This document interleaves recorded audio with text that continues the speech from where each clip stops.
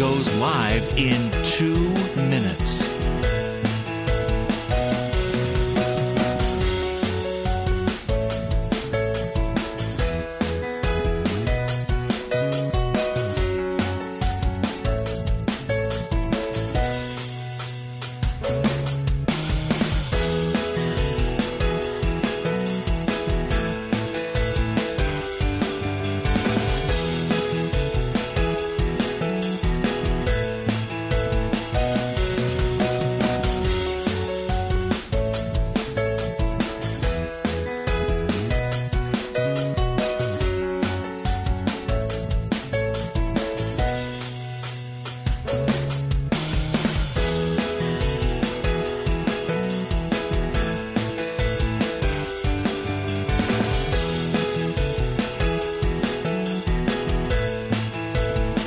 Lynn Cullen live in 1 minute.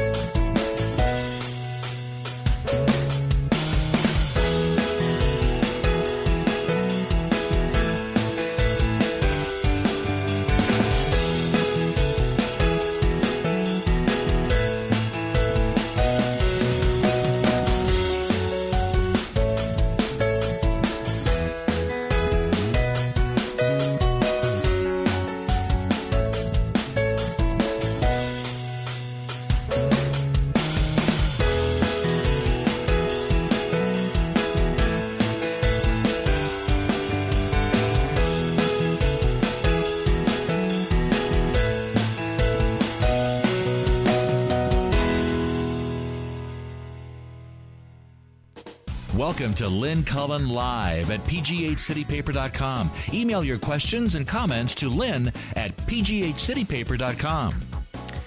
Well, hello and welcome. Oh, boy. We have a confluence of storm fronts, a confluence of news events. The confluence of news events I'm talking about is the incredible impact of this mega storm on the last week of the presidential election. I initially was just focusing on my delight at the fact that at least the storm would, besides causing havoc by blowing over trees and power lines, would also blow the presidential election coverage off the news, which to me just seemed like a true gift from God, an act of God. But the fact is I mean, it's still going to get some play, but definitely less. The problem is the commercials are unavoidable and are so off-putting, are so repulsive, it's actually funny. It's hard not to. I know my son, when he watches them, just laughs hysterically. He thinks they're funny. I just get enraged. But, you know, one from Tom Smith is darkly suggesting that that Bob Casey's election will essentially, destroy the nation's future. And then right after that, there's a Bob Casey ad with his soft voice saying, "Hi, I'm Bob Casey, and how could you possibly think that I was going to destroy the world?" And it's absurd. Who does this crap appeal to? It even makes you not like your own candidate. If the purpose of these ads is to literally stop people from voting, I think they're very, very effective. It must make cynics out of so many people. It must make people just shake their heads, throw their hands up in the air and walk out of the room and say, a plague on both your houses, and that's the end of it. And I can see how that would maybe benefit the Republicans more, seeing as big turnouts tend to accrue to the benefit of the Democrats. So here I'm saying that I'm thrilled that the storm's going to knock this election coverage off the air, and here I am talking about the election.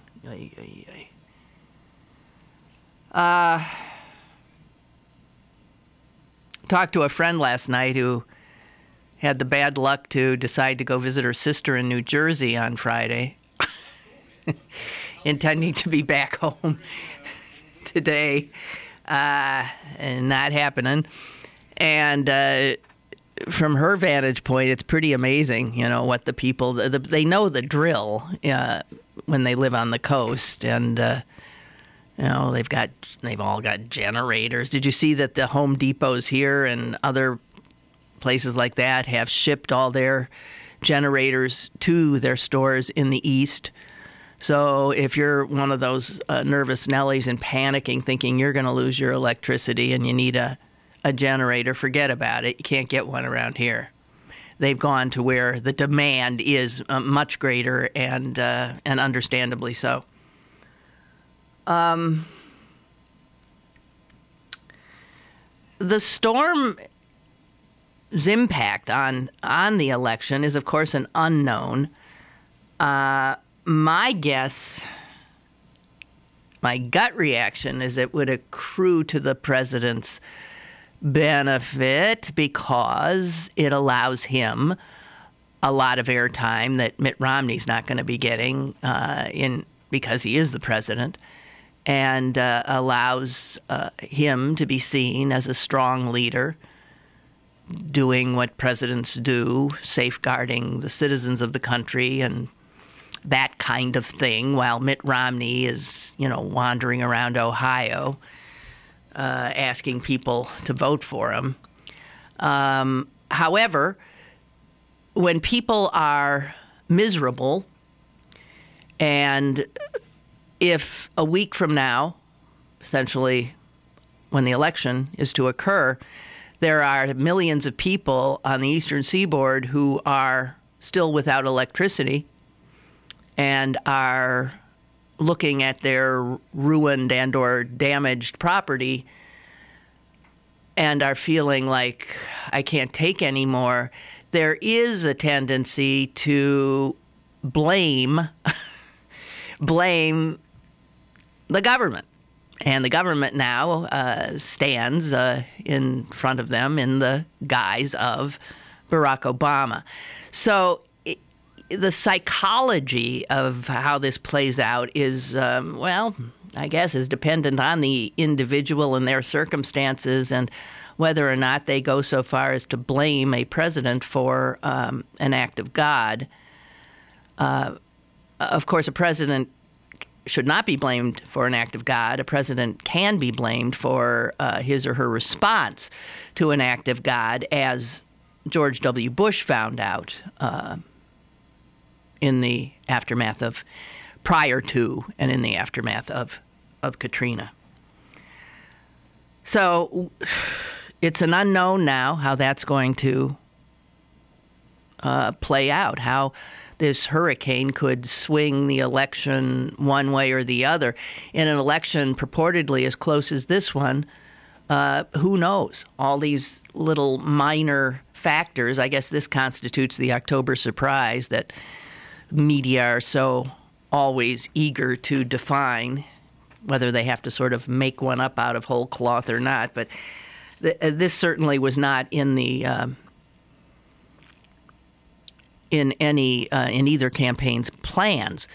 David Axelrod over the weekend was heard expressing concern about what this will do to early voting, which tends to, again, benefit the Democrats.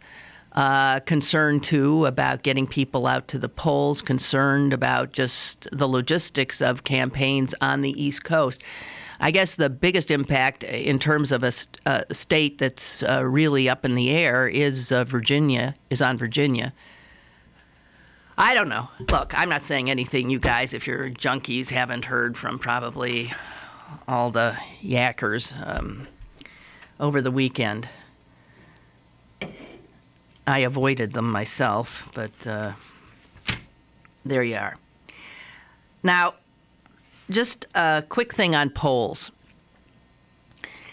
there's these polls out that continue to show Mitt Romney's ahead, and you hear this nationally. Mitt Romney's ahead, and he's holding the lead. I want to say that I think that is bull. I mean, maybe he's ahead counting heads, but if you look at how elections are decided in this country, you have to look at the Electoral College and the states and battlegrounds. And my understanding, everything I read, shows that Obama still maintains a definite advantage over Mitt Romney. Romney has got to win Ohio. I mean, yeah, if miracles happen and he loses Ohio and he somehow grabs every other state that's, either here or there, which isn't going to happen if he, like, what do they call that? The board, sweeps the board, whatever, blah, blah, blah, runs the board. He's under a lot more pressure than Obama is at this point. And I just say that to hope to assuage some of the hysteria that I'm feeling from so many people, and on occasion feeling myself. The Associated Press reporting today says that President Obama is in position to claim 271 electoral votes, which is more than is necessary to win. And that is their analysis at this point. And their analysis dovetails with the analysis of everything else I've seen, is that Romney has fewer ways. These people, these number crunchers and total wonky geek types who do this. Well, if he takes this state, then he's got to do that state, and then he this. The fact is Romney has many fewer opportunities and paths to victory than Barack Obama does. So right now, if this makes you feel any better, you'd rather be Barack Obama than Mitt Romney. The other thing, and you might say this is silly, but who the heck knows? You know how there's always these sort of unscientific polls that are going on, like the Halloween mask poll? And the Halloween mask poll actually has done pretty well in correctly predicting who wins the election. So the track record for the Halloween mask poll is that since 1996, that poll has correctly identified the winner of the election. And in this election, Barack Obama is killing Romney on the mask poll, 2-1. 63% of Obama masks sold, 37% Romney masks. So, I mean, that makes you feel a little bit better. Also, the Buskin Bakery poll, and let's not laugh at this. This is in Cincinnati, which is obviously a very important state. I mean, I know Cincinnati's not a state, in a very important state. And the Buskin Bakery has 23 stores in Cincinnati, in the city and in the suburbs. They have a Romney cookie and a Obama cookie. And obviously people buy the cookie of the person they like, unless they have cannibalistic tendencies and simply want to eat the other guy. But the bakery has, its customers have correctly predicted the past 7 elections. Okay? Obama leads in Cincinnati. which is practically in Kentucky, which is like a southern state. He leads 55% to 45%.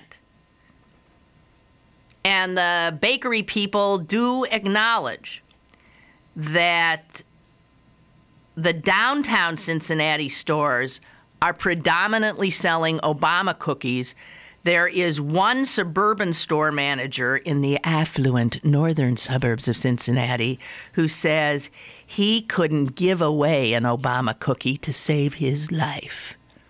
But all in all, Obama's leading in that poll 55 to 45. Okay? Lamar's Donuts, on the other hand, in Denver shows a tie. And 7-Eleven, that's a biggie because they have coffee cups. They purchase either, when they get their coffee, they either have a red cup for Romney or a blue cup for Obama.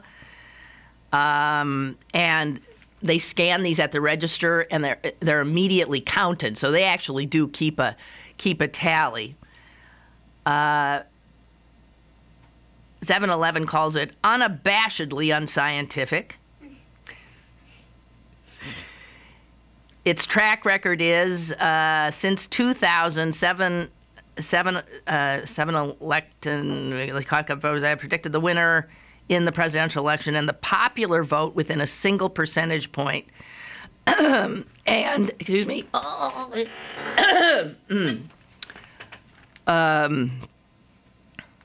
Obama's leading 59% to 41%. Does that make you feel any better? I hope so. I mean, I'm looking for anything that can make you feel better. Here is something, and then I'll get off all of this. Maybe. I often say that, and then I don't. Hang on. I realized I never have looked to see whether you guys want to get in on the act here. I'm sorry.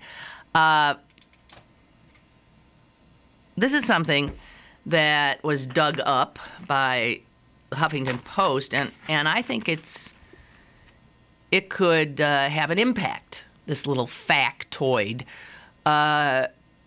because of the hurricane and the aftermath of the hurricane, however dire it may be. It's a transcript of one of the primary debates between Mitt Romney and that gaggle of clowns. Can you even remember all of them? Do you remember that? It is true. Romney looked like the only one who could potentially remember. I mean, just remember who they had up there. God almighty. Anyway, this was a CNN debate at the height of the Republican primary. And Mitt Romney was asked whether FEMA, the Federal Emergency Management Agency, which is now the federal government's response. This is where I guess the president is at FEMA today. FEMA is the agency that responds to disasters like this one, natural disasters. And during that debate, Romney was asked about FEMA and whether it is a necessary agency, and should instead perhaps it be shut down and this kind of governmental response given to the states, so that, you know, if New Jersey gets plastered today, as it will, should New Jersey deal with it? And, you know, Delaware deal with it, and Connecticut deal with it, and all these states just deal with it on their own. And this was Mitt Romney's answer. I quote,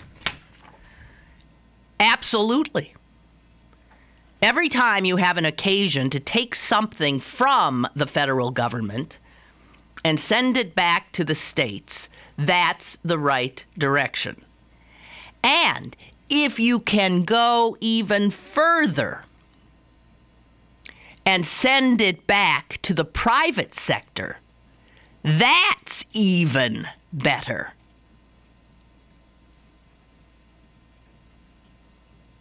So think of the federal budget, what we should cut, what we should keep.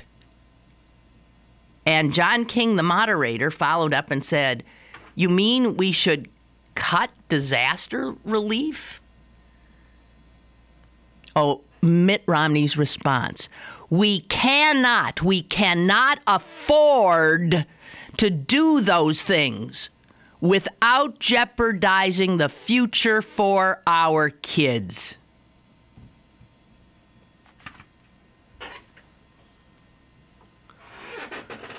I really think that little snippet should be played over and over and over again as Americans watch millions and millions and millions of their fellow citizens trying to deal with the onslaught that is this perfect storm.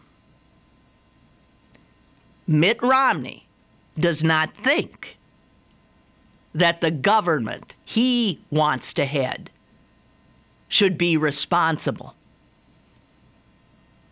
for aiding them. He thinks that would jeopardize our children's future. Ideally, he would like to see private enterprise deal with this. Oh, yeah. So I guess if your electricity is out and, I don't know, you're homeless and everything is flooded and God knows what, you're supposed to turn to the warm comforts of the marketplace to help you. Yeah, sure. That makes a lot of sense.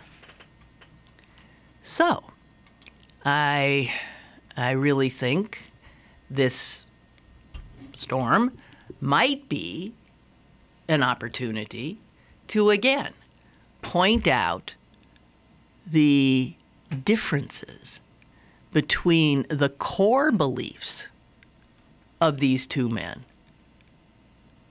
and what each would do in a situation such as we are in the midst of now. The fact is we are just on the periphery, but everybody there to our east is now suffering through and about to suffer through. Pretty much starting this evening is when things really get hairy. Apparently, the storm of the century. And President Mitt Romney, I guess, would send telegrams or something to the governors of all the affected states and say, good luck. Good luck.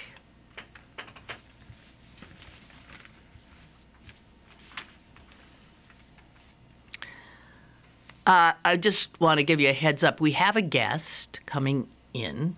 He'll be on the phone in about 10 minutes. This is a remarkable man. I spent a lot of last night reading about him and reading his own words.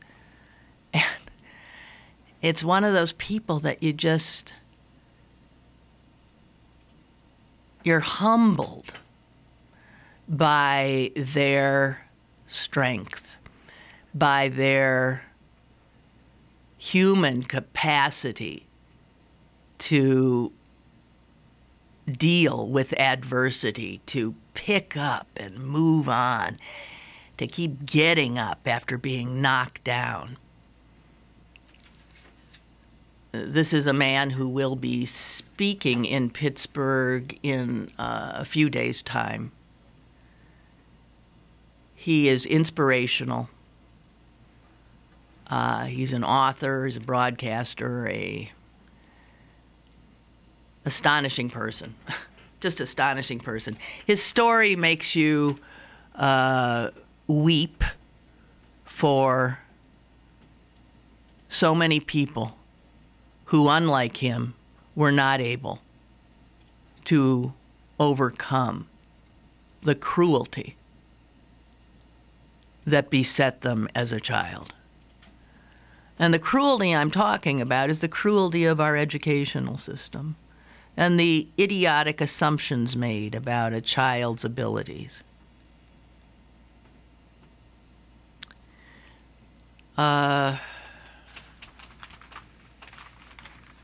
This guy's book, just as a heads up, is called Most Unlikely to Succeed.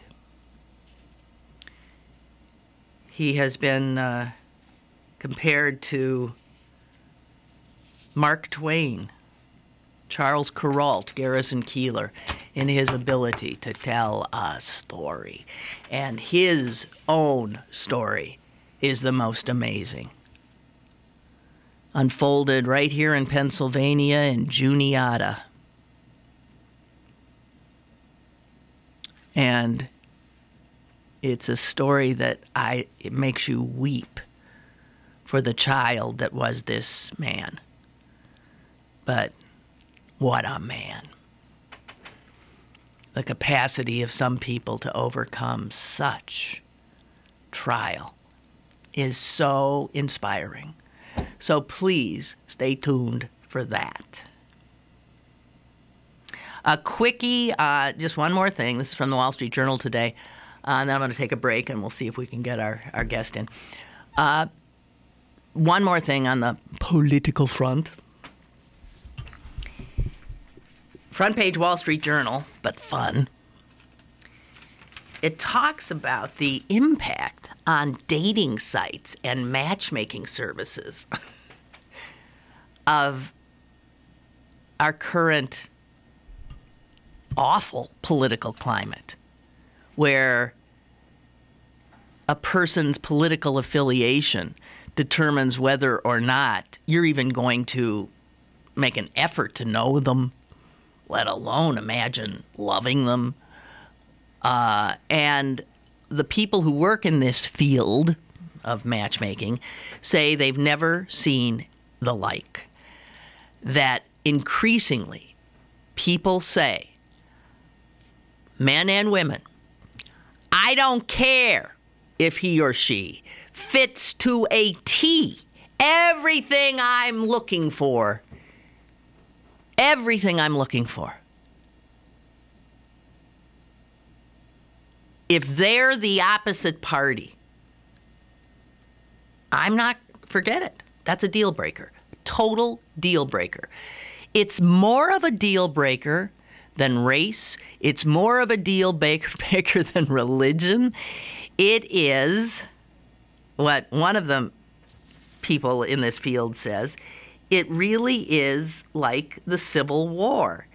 And it would be akin to sleeping with the enemy. And people just won't go there. So here's some quotes from some of these people who run. And here's one woman who runs a high-priced, it's called Selective Search Incorporated, where people spend up to $20,000 just to get in her door to find the right person.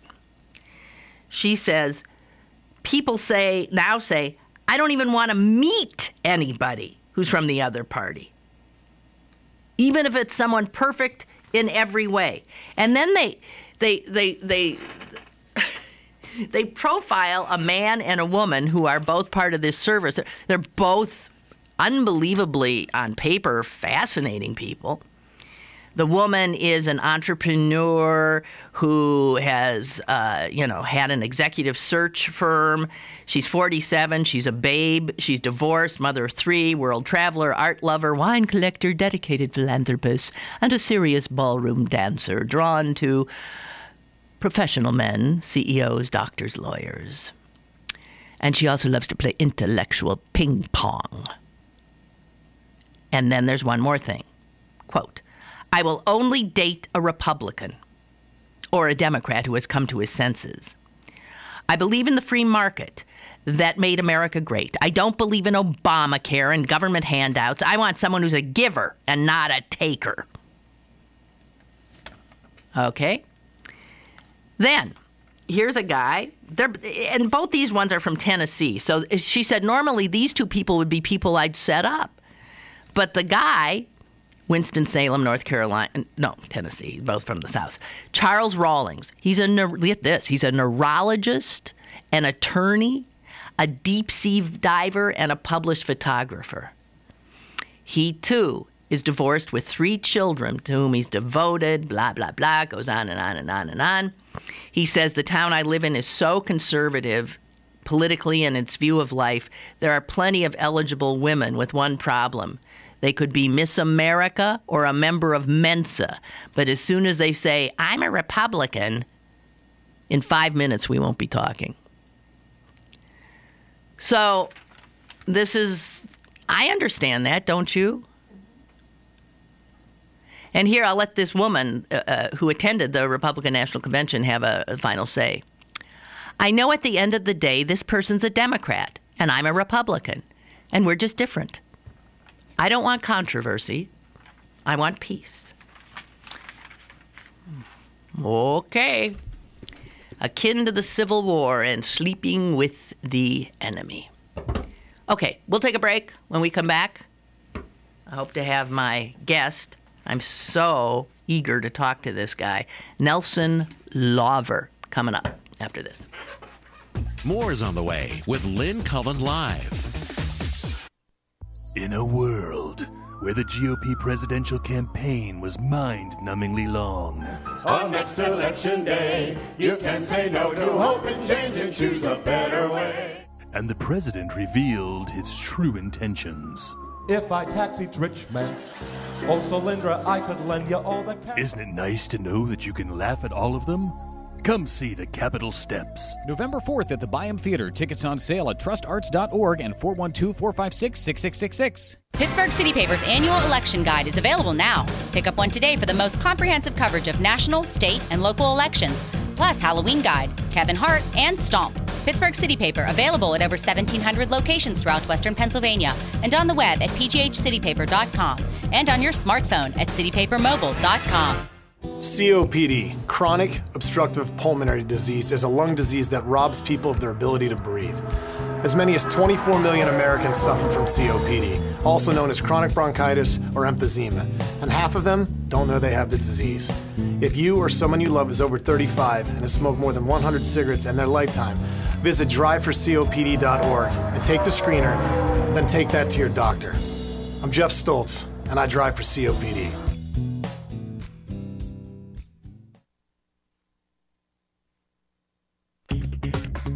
Now, it's back to Lynn Cullen Live at pghcitypaper.com.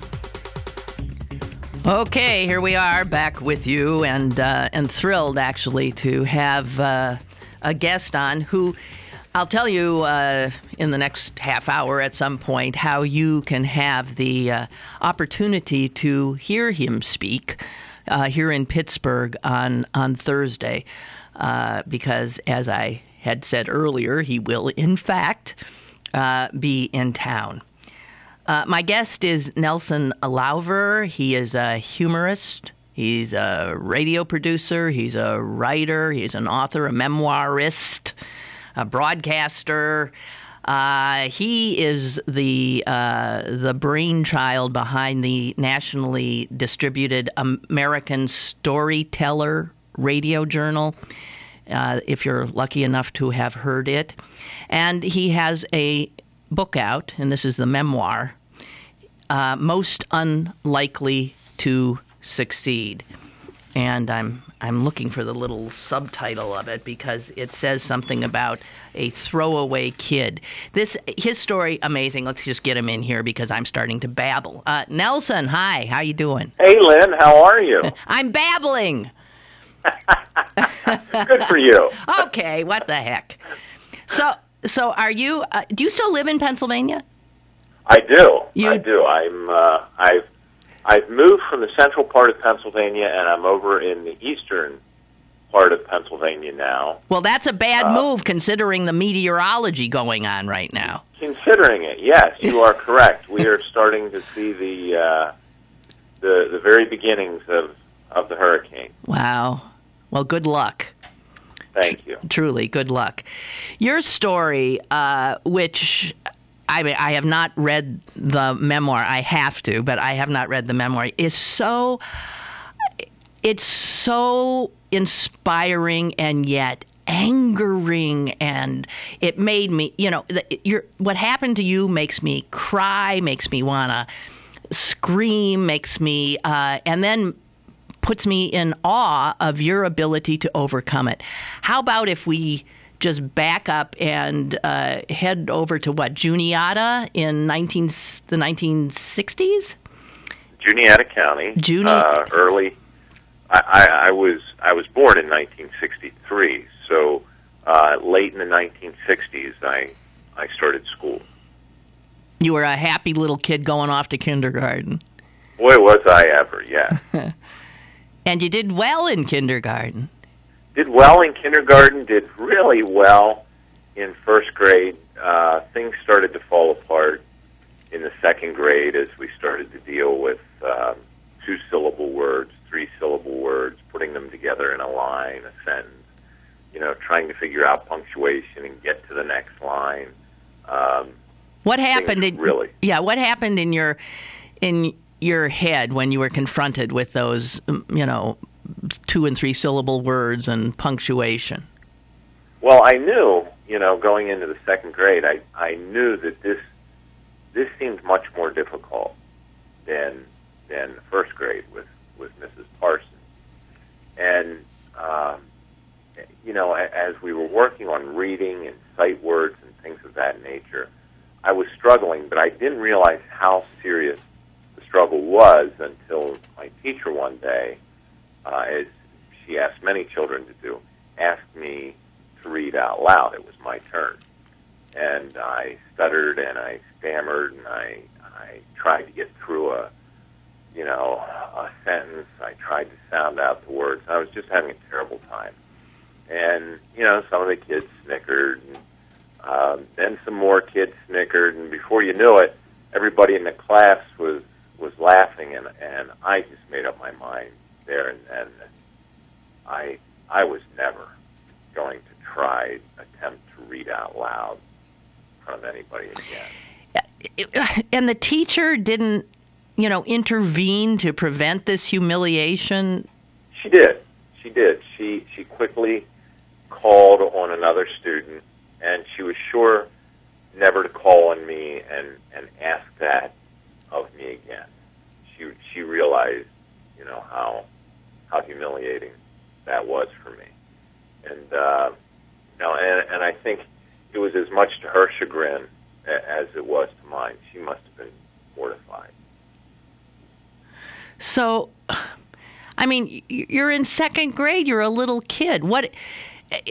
But no adults came to your aid, really. Well, in a place like rural Juniata County, I grew up in a town of 800 people.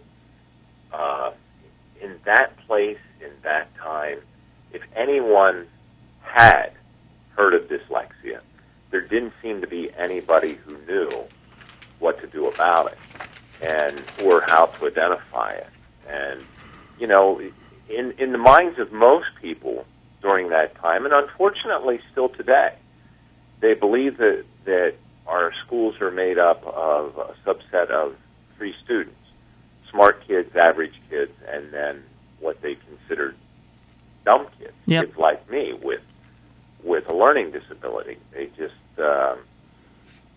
that's what they thought. Some kids just aren't as smart as other kids. And nothing could be further from the truth. What happened to you made me think of back when I was in school. I'm a little older than you, so you can bet back when I was growing up, nobody knew about dyslexia or any of this. And of course, I was thinking of some of the dumb kids and Right. how they struggled. And I wondered, oh my Lord, what if that, it doesn't matter what if, look what happened to them, and talk about throwaway. Their lives were thrown away, and I guess you can multiply that by millions. Yeah, you can. Many of those kids went on to do what I did. They became entrepreneurs. It is believed, some studies show that 35% of entrepreneurs are dyslexic or have a learning disability, and it's because they get out into the world. They've had this school experience, and they don't want anybody telling them what to do anymore, because none of that worked for them. So they decide they're going to make their own path.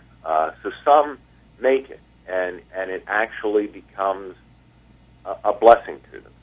Others, struggle in poverty, end up, the prison system is just filled with people who have learning disabilities who, they didn't get the help they needed in school, and when they cross the threshold of tomorrow into society, they just were not prepared to function well and, go out and get a good job. They didn't have the skills, and oftentimes they started to self-medicate, turned to a life of crime, and a lot of unfortunate things. You mentioned, Miss Parsons? Is that your first grade teacher? Yeah. And not a lot of people can name all their teachers. It's your third grade teacher I want to zero in on, because personally I'd like to rip her head off. Who's that? Well, in the book I refer to her as Mrs. Clark, and in defense of Mrs. Clark, you're so kind. She went on to become a master teacher. However, when I had her, she was a first-year teacher, and her dealings with me were really not her finest moment. I like to think that maybe I helped her figure out how to become a better teacher. I like to believe that she later looked back on, our interactions and thought, hey, that was, I was out of line. It was abusive. So tell people what she did with your handwriting. Well, every day she gave us a worksheet in the morning, and we were to put our first, middle, and last name on it. And all of my classmates mastered this. I was still struggling greatly. And one morning we came in, and she was writing something very large on the blackboard, and she was holding a worksheet, and everybody looked at it curiously and wanted to know what it was. And then she said, well, I'd like you to guess what it is. Boy, nobody could guess. And then she started one by one asking the kids, and one little girl, and she explained to them, she said, this is how Nelson Charles Lauver, my first, middle, last name, lazily scribbled his name on his worksheet yesterday. And I want you to guess what it says. Well, one little girl, she looked at it and she said, boy, it looks like Neslon Chass liver. And the class just exploded in laughter, and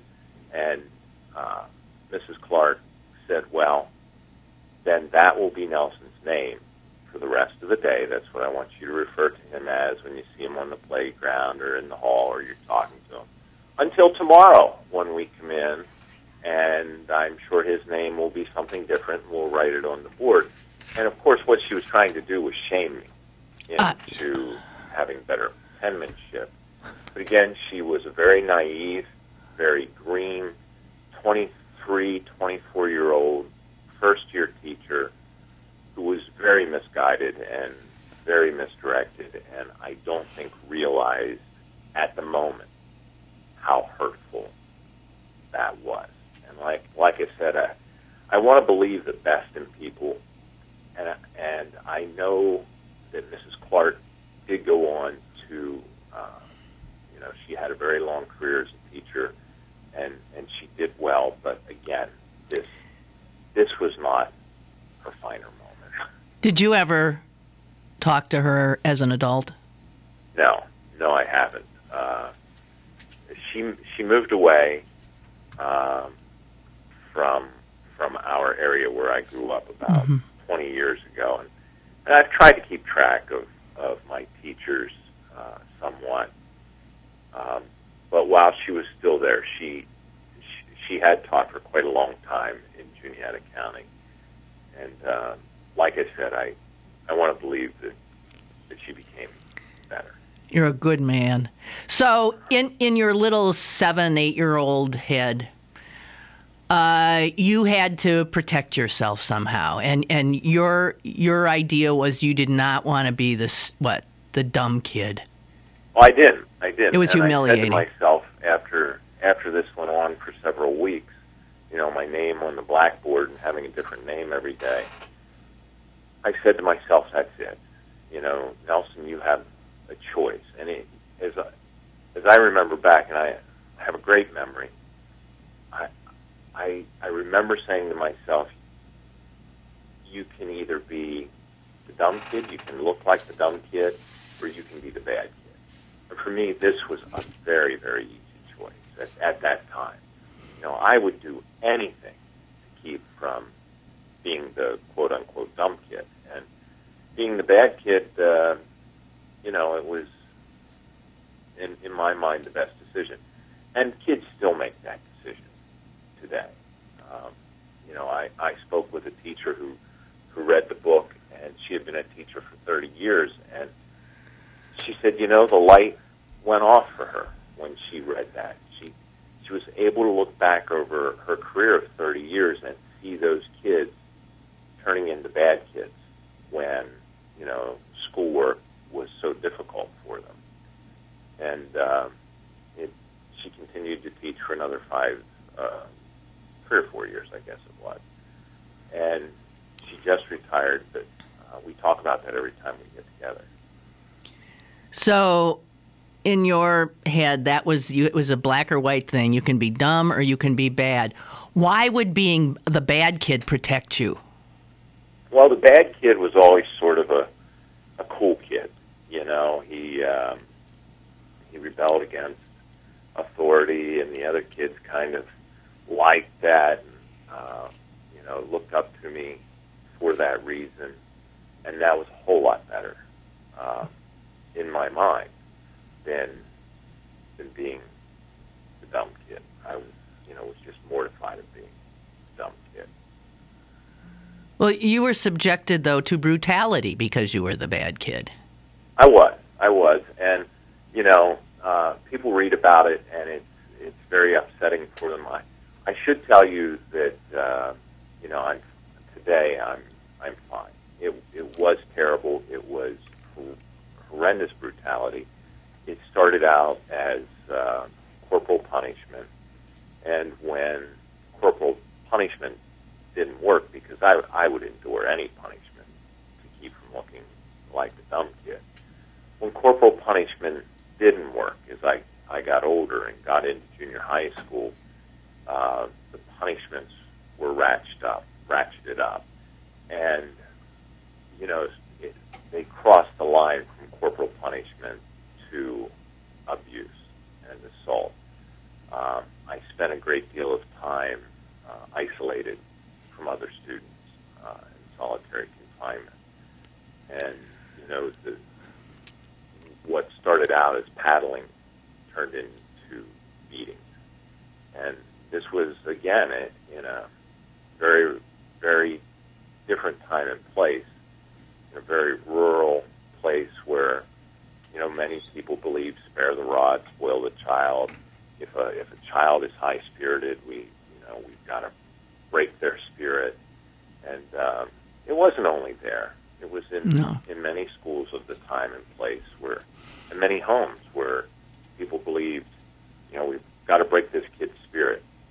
And as a result of that, unfortunately, we have a lot of broken people walking around today.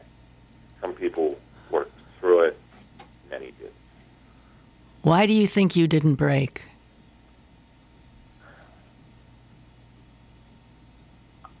I really have to say it was because of my dad.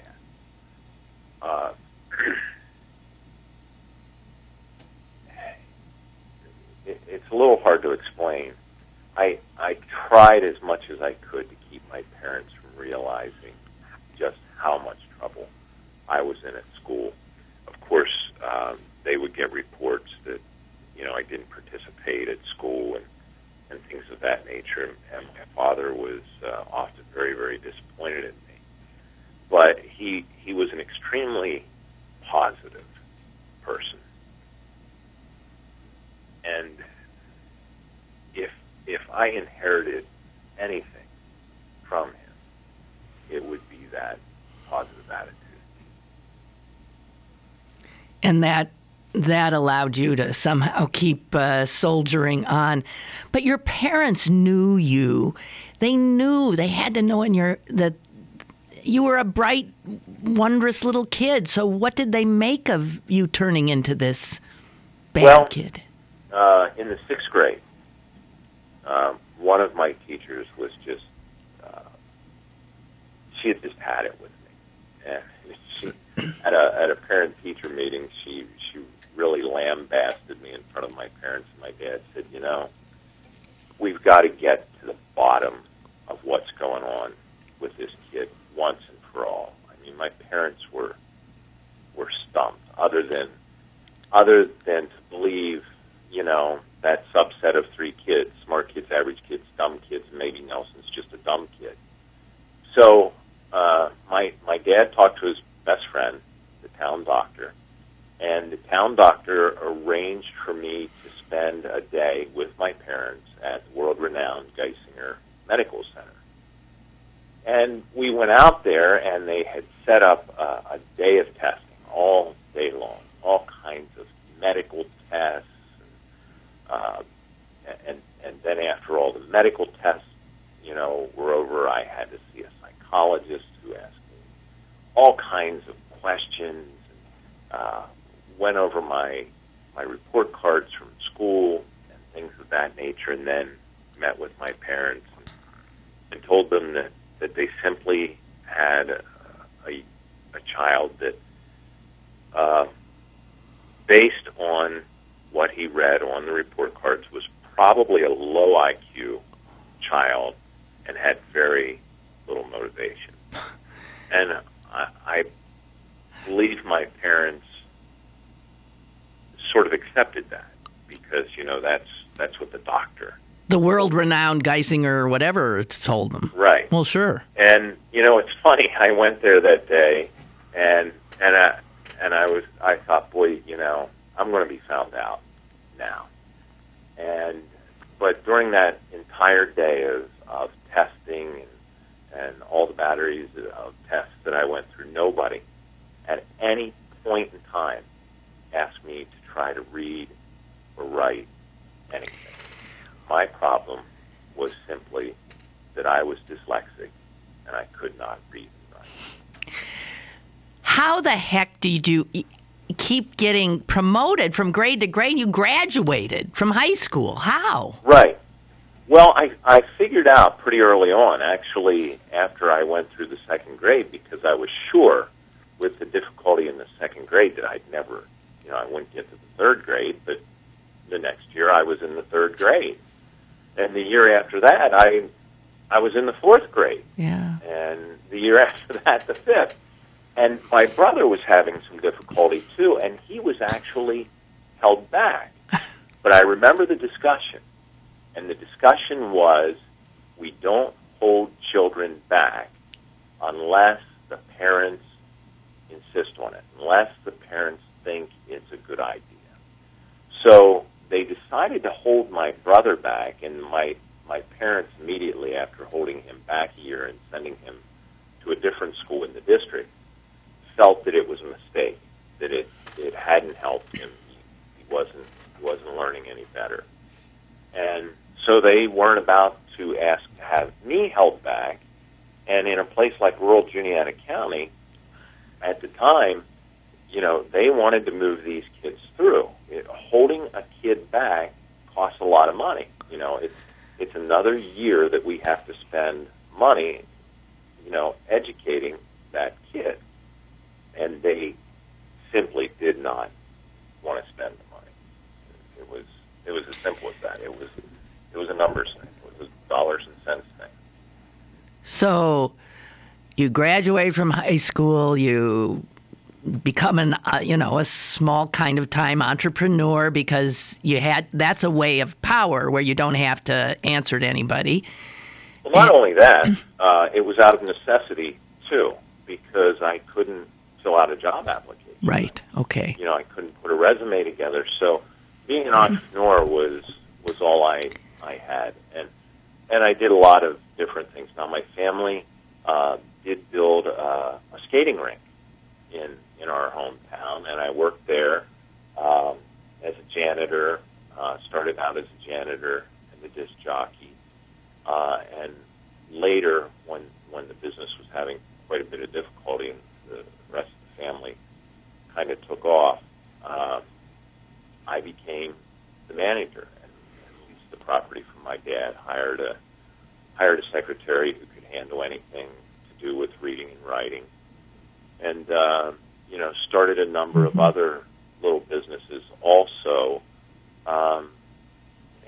And to many, I probably looked like a daring young entrepreneur, but what it really was a desperate attempt to, keep money in my pockets, keep the lights on, keep food on the table, pay the rent at my little apartment, and, things of that nature. So a chance encounter. Yeah. Saves One you. of the businesses that I started was a parking lot line painting business. You really don't think about who paints parking lot lines. And one day I noticed a parking lot that looked like it sure needed lines, and I thought, that's a business that I could start. And I did. And I did rather well with it. And I was painting lines one day, and a gentleman stopped, and he asked me for directions. And he had a tablet, and he had a pen, and he wanted me to write these directions down. And I just couldn't. I went through a litany of country boy directions, go down the road, go to the T in the road, and turn this way, and when you get to the Y, bear this way, and go down the road and look for the crooked tree and all that stuff. And he kept asking me to write it down, and I tried to draw a map. I struggled, and finally he took the tablet, and he took the pen, and he said, "You can't read and write, can you?" And after 29 years of having this monster with its hands wrapped around my neck, I don't know exactly why I was about to admit it to this elderly gentleman on the parking lot, but I did. I said, "Yes, sir, your assumption is correct. I'm functionally illiterate." And he asked me if I had ever heard of dyslexia, and I said I hadn't. But I said, "Sir, I'm almost 30 years old, and as a boy, my dad took me to a prestigious hospital to try to figure out, if something's wrong with me. They couldn't figure it out back then. I've never been able to figure it out. And really at 30, I just don't think, I don't think there's anything anybody can do for me." He said, "I beg to differ." And we sat down on the tailgate of my truck, and we talked for about an hour and a half. And he told me, he explained some things about dyslexia and where I could go and get an evaluation. And I did. I went to the State Office of Vocational Rehabilitation in Pennsylvania. And I was evaluated, and I was evaluated 3 times before I was able to accept just how serious the dyslexia was. And I went through a course of rehabilitation with OVR, worked with Penn State University and a graduate student from Penn State University who became my tutor. And I learned to read and write. And it opened a whole new world for me. It's absolutely an amazing story. And then obviously you took off and have built this extraordinary career and end up actually inspiring others. And that's what you're going to be doing here in Pittsburgh on Thursday. Right.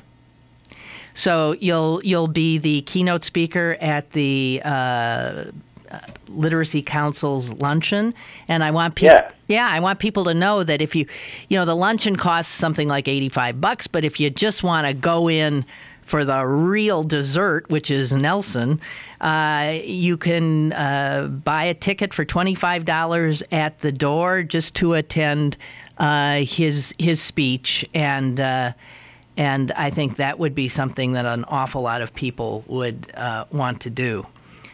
I'm looking for where you're going to be. Is it at the Fairmont, I believe? Yes, it is at the Fairmont. And this is the meeting name is Leaders for Literacy. And it's on Thursday, November 1st. Right. And the meeting starts at around 11 o'clock. And I would think that I go on slightly thereafter, probably after lunch. And I'm really looking forward to it. The folks there in Pittsburgh are doing wonderful things. Right. Just wonderful things. I agree, and I have followed much of what they do, and I know many of their tutors. In fact, it's an amazing story of perseverance and of never give up. I can't imagine how many people you've inspired, and gee whiz, thank you so very much, and thank that wonderful gentleman who asked for directions.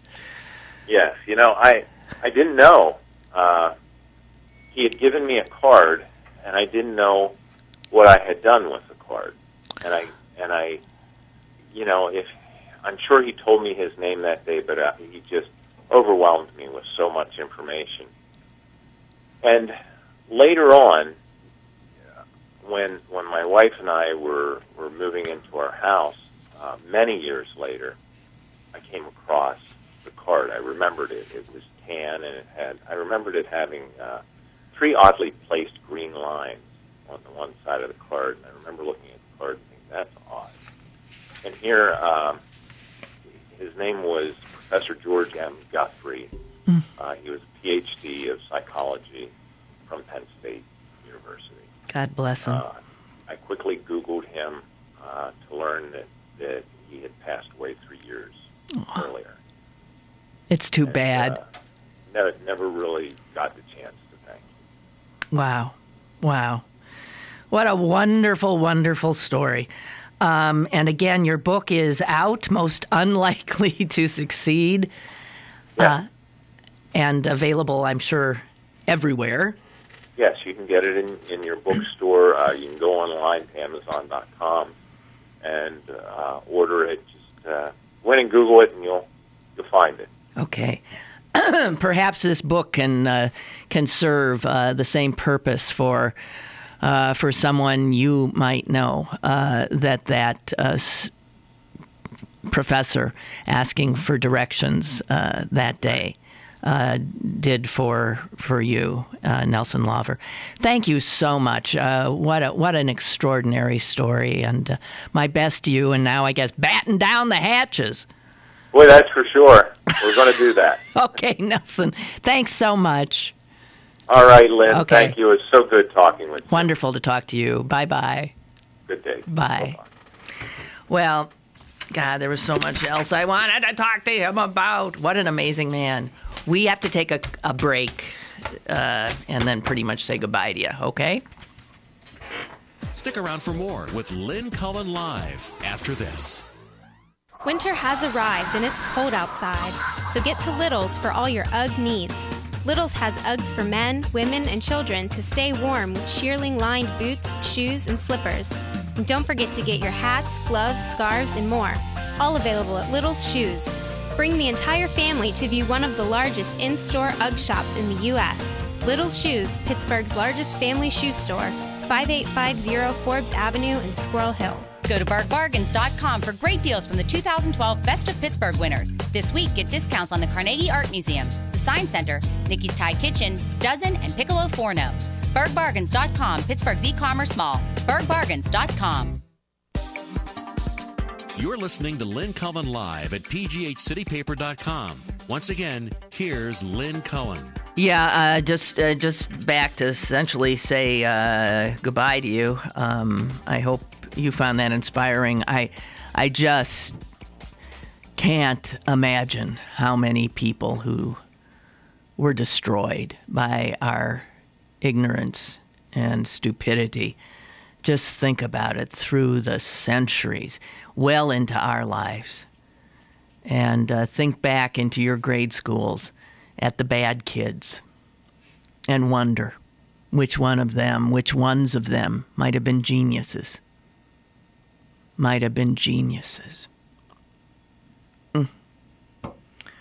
Okay. Hunker down, stay dry, stay warm. And tomorrow we'll be back. And hope you can join me. Bye.